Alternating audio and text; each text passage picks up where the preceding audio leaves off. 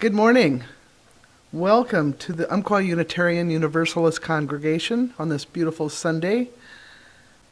I'm Glennis Peterson, and I am your service leader for today. It is important that we stay connected during this time of separation, so I hope all of you are well and staying safe. And if you are watching us on YouTube, please hit the subscribe button because that will make it so much easier for you to get to our channel every time, every week. We now have live discussions using Zoom, so look for your emails for connections. And Facebook and YouTube carry our weekly sermons.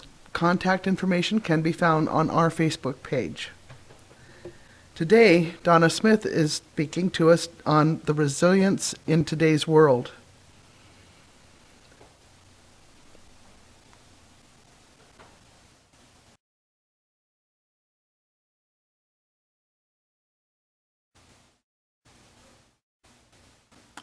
As I light our chalice this morning, please consider the following words.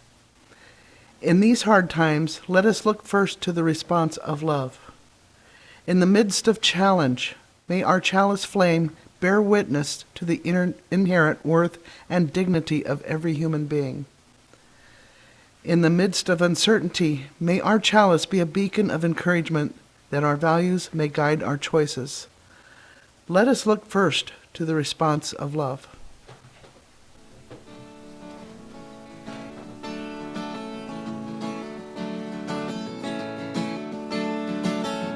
We'll build a land where we bind up the broken. We'll build a land where the captives go free, where the oil of gladness dissolves all mourning. We'll build a promised land that can be. Come build a land where sisters and brothers, filled with the Spirit, may then create peace, where justice shall roll down like waters, and peace like an ever-flowing stream. We'll build a land where we bring the good tidings to all the afflicted and all those who mourn, and we'll give them garlands instead of ashes. We'll build a land where peace is born. Come build a land where sisters and brothers, filled with the Spirit, may then create peace, where justice shall roll down like waters, and peace like an ever-flowing stream.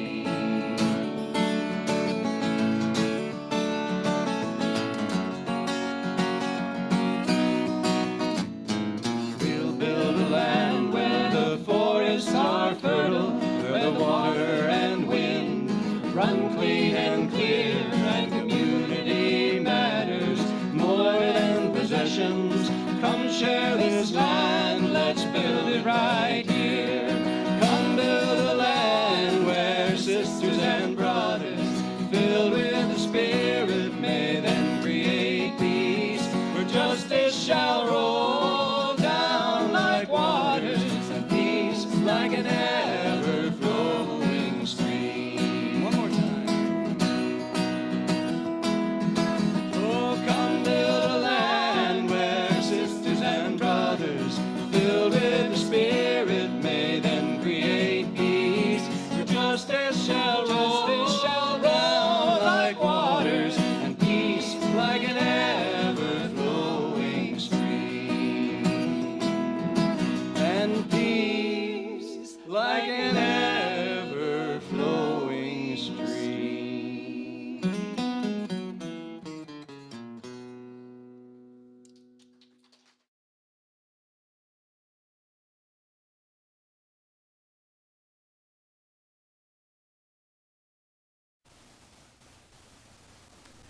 Our opening words this morning are by Greg Braden. The extremes of life are forcing us to think differently about ourselves and reconsider how we sustain our jobs, careers, health, and relationships.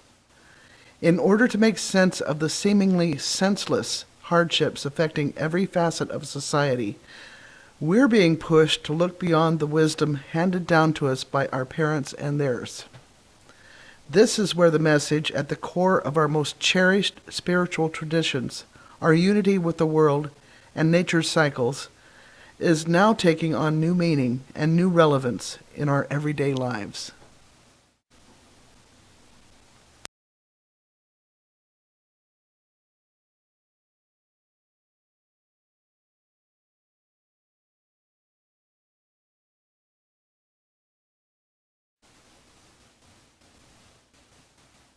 This morning, I would like to introduce our speaker, Donna Smith. As a Unity Worldwide Ministry spiritual leader, her ministerial training was focused on pastoral care. Her heart is most joyful when she can help others find peace and joy in their lives. She is also a Unity chaplain, a Taze prayer leader, a Reiki master and practitioner, a nonviolent communication teacher, a student and teacher of A Course in Miracles, and a student and teacher in The Way of Mastery. She offers compassionate services and teaches A Course in Miracles at Umpqua Unitarian Universalist congregation and is active in their Cares and Concerns ministry. Before pursuing ministry, she was a certified public accountant, operating her own business for many years. Since retiring, she does the accounting for Abicello Winery in Roseburg on a part-time basis.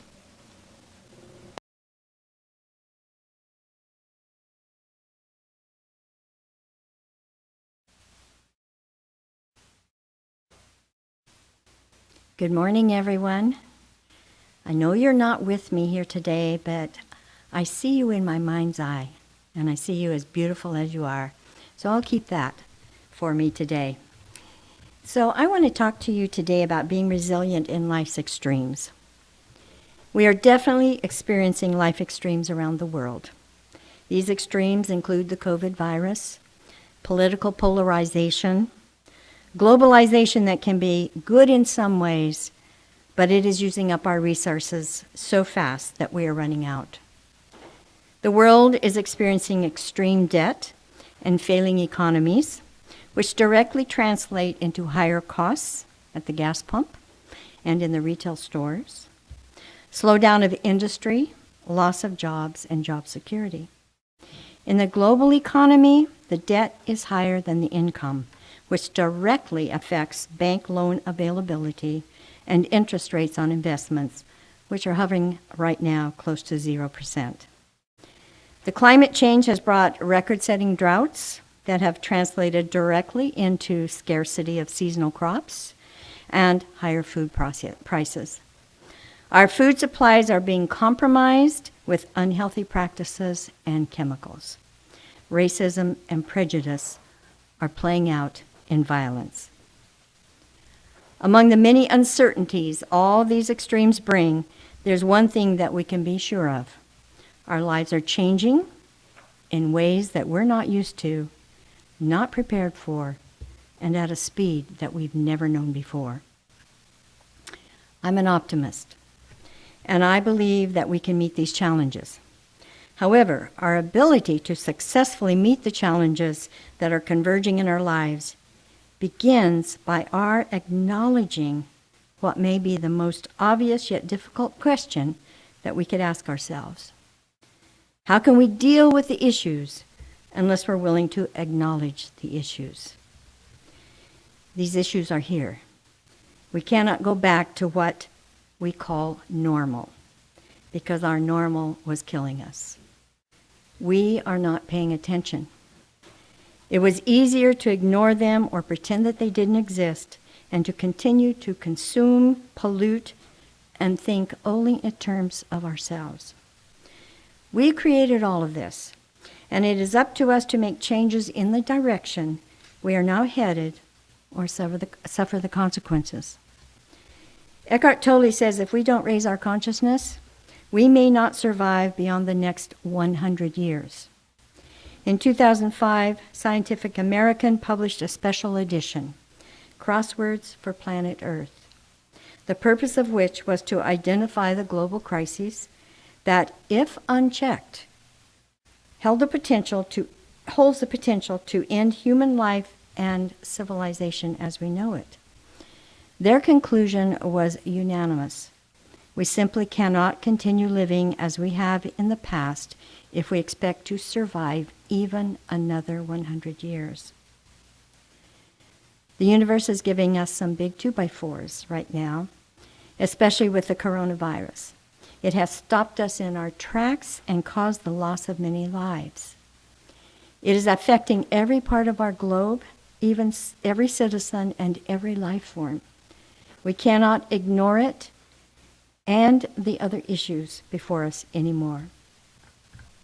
Greg Braden writes in his book, Resilience from the Heart, and I brought it with me today to show you.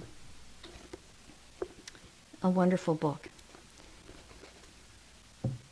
He says the single factor that lies between crisis and transformation is one that has eluded scientists, politicians, and religious leaders alike.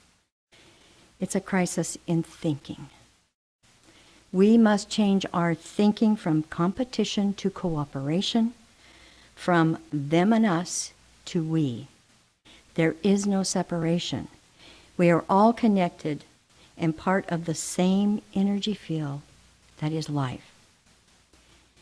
You know, everything we need is here right now. We have enough food to feed everyone. We have technology for clean energy. We don't have to reinvent the wheel.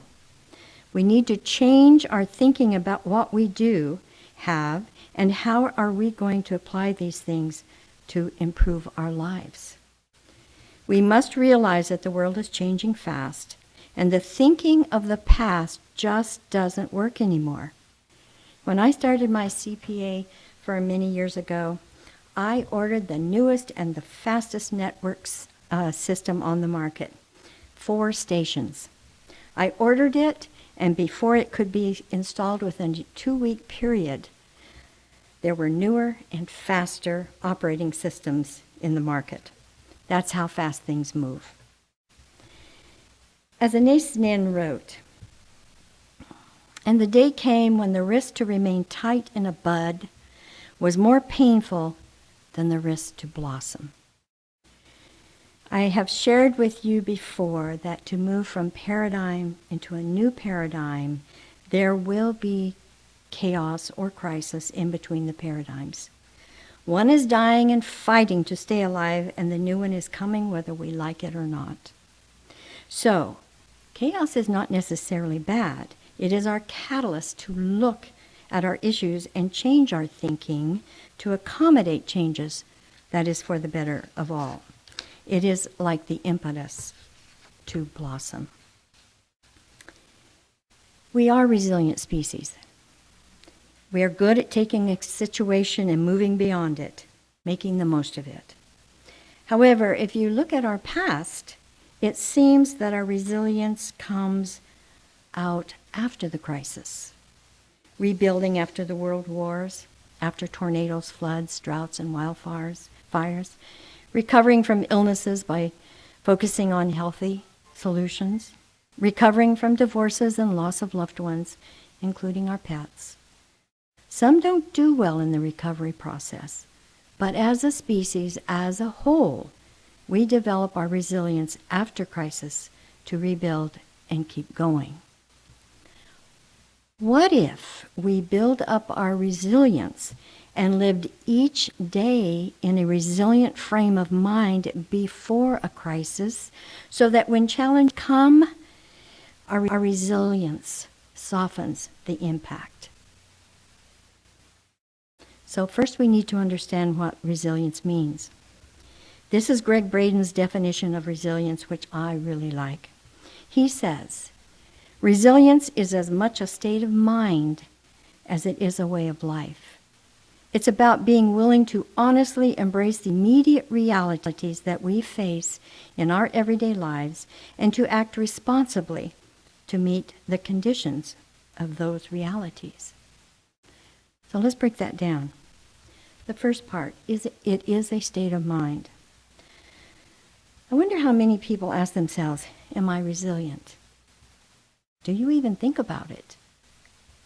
Being in a resilient state of mind means that you know in your mind and heart that you are a being of strength and courage. It is a knowing that when you access your inner guidance through the wisdom of your heart, that you will always be guided to what is for your highest and best, and the highest and best of all that is. And that you can face anything and everything that comes before you. It is a knowing that the universe is always here for us. So when you truly know this, then when a situation comes up and you feel that moment of fear, and it's okay to feel that moment of fear, but you can quickly, clearly, and easily know how to move from fear to your wisdom to handle the situation and release that fear and act responsibly. This is why I believe in the practice of the heart-brain coherence that moves you into your greatest wisdom and access to truth and guidance, which is the most powerful thing you can do, especially in today's fast-changing environment. And that is why I bring it into our meditations and I talk so much about it. I truly believe it is the key. And the second part of his definition of resilience is, it is a way of life. Swami Sivananda said, put your heart, mind, and soul into even your smallest acts. This is the secret of success. This means that you stay aware of what is happening, what it means to you, your family, and your community, and you do the things to be prepared, not only physically, but from the heart, mind, and the soul. Be prepared. You have thresholds of what you can live on for a short term and for a long term. Identify those thresholds. Then do the things that will ensure that you can meet those thresholds. For instance, keep a supply of food and water. Have means of heat and light in case of loss of electricity. Have medical supplies. Games to keep you occupied. Develop an exercise program, a spiritual practice. In other words, take care of all the levels of your beingness every day, before crisis and during crisis. Eat healthy food and keep your immune system healthy. I think one of the greatest challenges of our time is that the food that most of humanity eats is just not healthy food. So much of it is filled with unhealthy chemicals, sugars, and salts, and a lot of it has actually no nutritional value at all.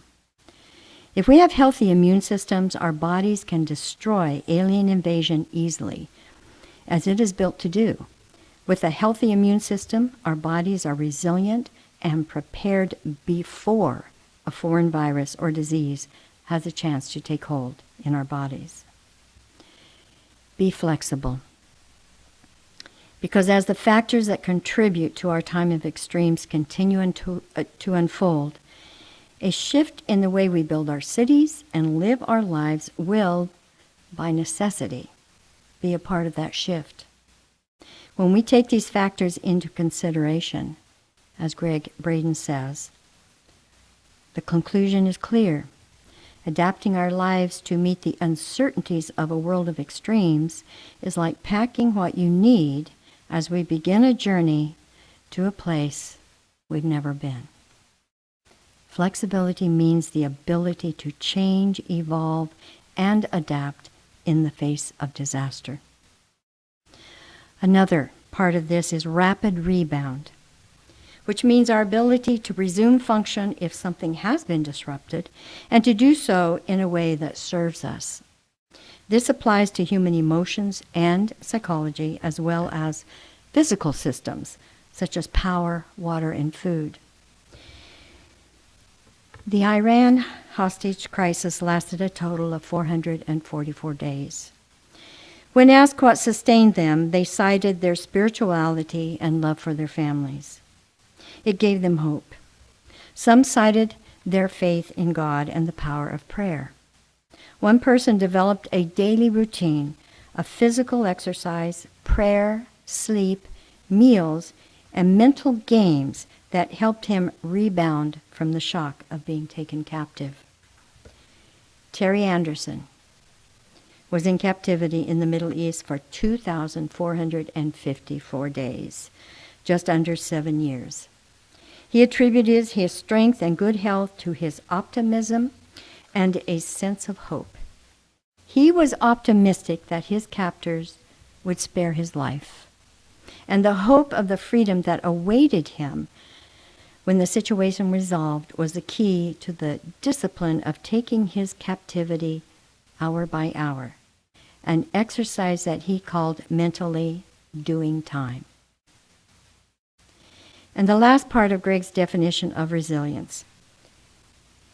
It's about being willing to honestly embrace the immediate realities that we face in our everyday lives and to act responsibly to meet the conditions of those realities. And this means we need to be very honest with ourselves. We must accept what is because not accepting what is will break down your resilience. If we don't accept what is, we have no power to change it. We need to change our thinking to be in line with what is happening today. Yesterday and its thinking is gone when it comes to being resilient. How can we thrive in a new world if we're focused on waiting for the old world to return? We have to face our fears and work through them by using our heart-brain coherence and accessing our deepest wisdom. It means to change our thinking to include the huge community we call the world, because we are so tied together in this web of life that everything, everyone, anywhere does in this world affects the all. And our resilience is not limited to just the individual. We must develop resilient communities, social communities, civic communities, religious and spiritual communities, country and global communities. We must work together at all levels of our connections to others in the world. It is imperative that we change our thinking to a big we. Greg Braden writes in the book, Resilience from the Heart, the point here is that the benefit of community is the point. When it comes to creating resilience in the face of our rapidly shifting world of extremes, nature shows us that working to blend our skills, our knowledge, and talent stacks the deck of success in our favor. The key is that we must have a plan when we work together. I have to admit, I do not know all the people on my block, probably about half of them. Reading this book has motivated me to change that. So if you do not know your neighbors, I really encourage you to go and meet them. Have a block party, because it's very important. Our neighbors are very important, especially in this day and age. Psychiatrist M. Scott Peck said, "For the reality is that there can be no vulnerability without risk, and there can be no community without vulnerability, and there can be no peace, and ultimately no life without community." And Millard Fuller said, "For a community to be whole and healthy, it must be based on people's love and concern for each other." What this all means is that we must discover a new strength within ourselves. Focus on what is important now by helping each other through these extremes. It means to be innovative in bringing new solutions, especially in the face of already established systems that people have come to accept as the way things are done. Those established systems are breaking down right in front of us, so I think it is time to change our thinking to what is happening now in our lives so that we can develop our resilience.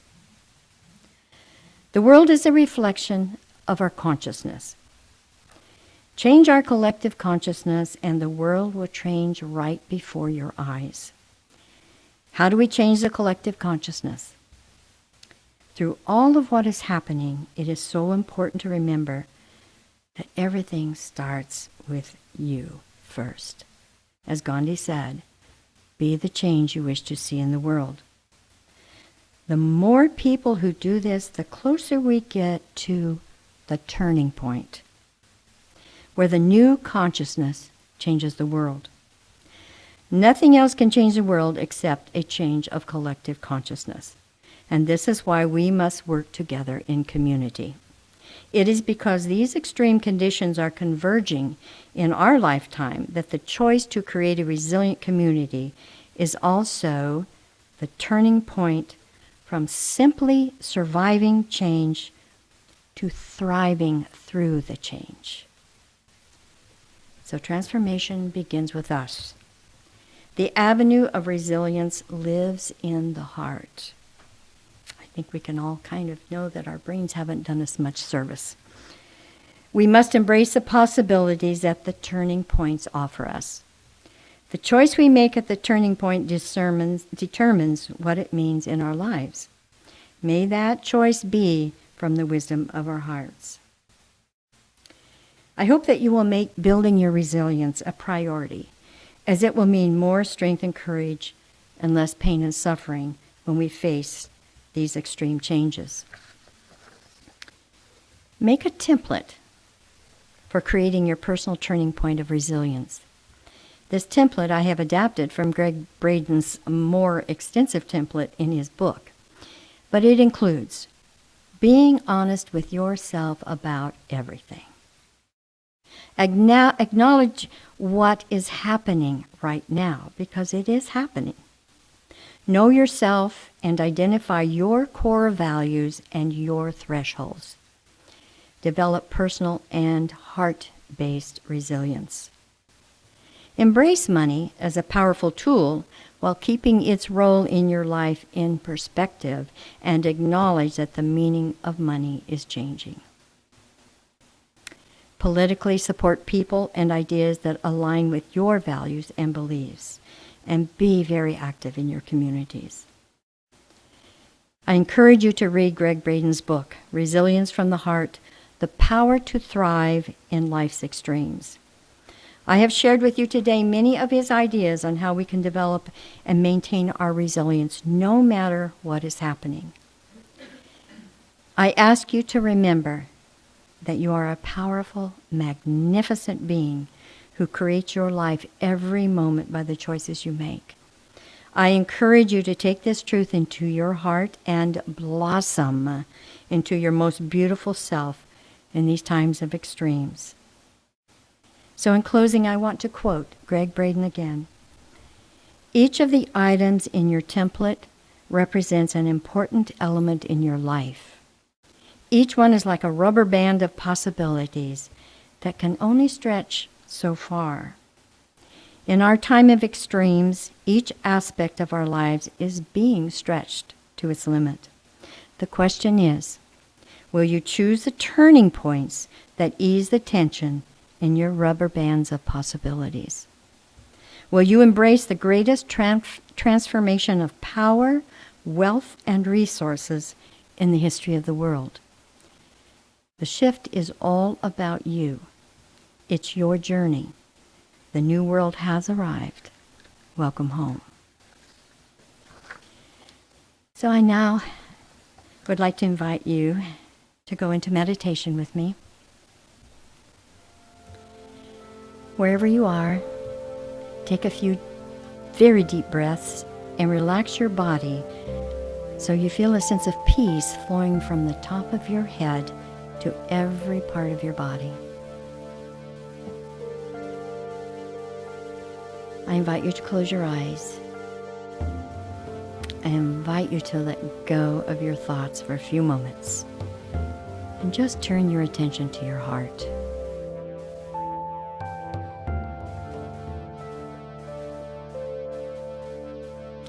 In this very relaxed state, where your heart and your body know they are safe, take another deep breath.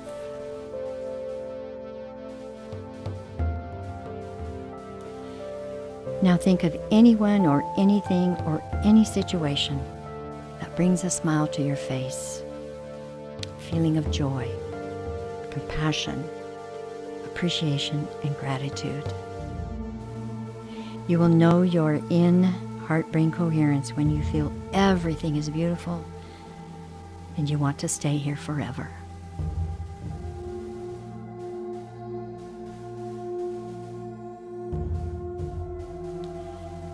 You have just entered the depth of your divine wisdom, your place of knowing, your place of resilience, your place of loving presence. I ask you to stay here with me for a bit, and I ask that you join me in my vision, if you so choose. I see a world where we have raised the standard of living for everyone, rather than lowering it for many in order to support only a few. I see a world where the differences in the color of our skin, the religion we believe in, and the way we wish to love and be loved are honored, and there is acceptance in every heart. I see a world where using the threat of war to solve our problems no longer makes sense. I see a world where all life forms are honored and appreciated rather than exploited. I see a world where our love of cooperation is greater than the fear that drives us apart. I see a world where service to others is cherished and joyfully offered. I see a world where there is a bright and definite future for all peoples and our children and their children to come. I see love and light expressing from every heart. So let us go into the silence of our hearts for just a few minutes as we envision and feel and hear and touch this world of our vision.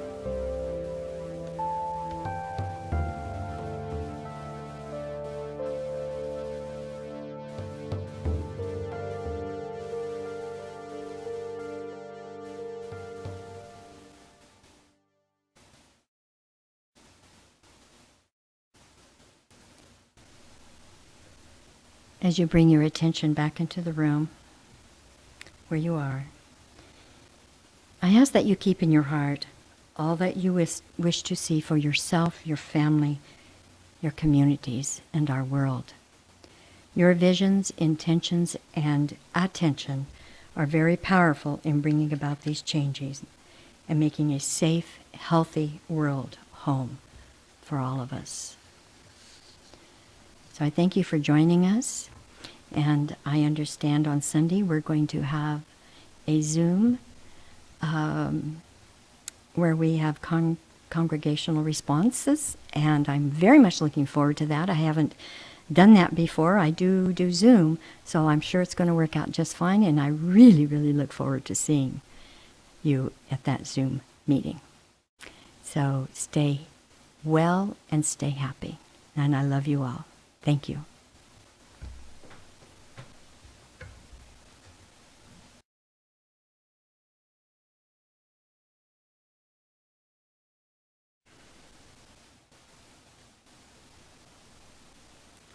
Our closing words are by Greg Braden.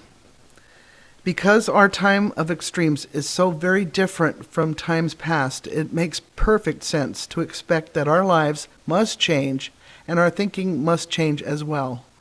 It makes perfect sense to live resiliently and adapt to our emerging world rather than to thrust the solutions of the past into problems of today. We've already tried those. When it comes to the world's economy and climate change, it's clear that the old solutions aren't working. It's also clear that to adapt to the transition we're living through, we must cross the traditional boundaries that have kept us from knowing ourselves in the past. When we do, something wonderful begins to happen. And it all begins with the heart-based resilience that we can build into our everyday lives.